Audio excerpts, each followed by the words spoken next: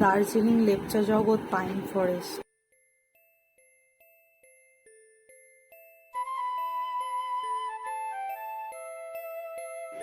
সাধারণ একটা মনোরম পরিবেশ, চতুর্দিকে লম্বা লম্বা গাছ। ও দেখি মনটা ভরে যাচ্ছে। সাদা সাদা মেঘ চতুর্দিকে, কুয়াশার মতো ঢেকে রয়েছে মেঘগুলো। কি লম্বা গাছটা, বাপরে! কুয়াশার মতো সাদা মেঘ দেখেই মন ভরে যাচ্ছে।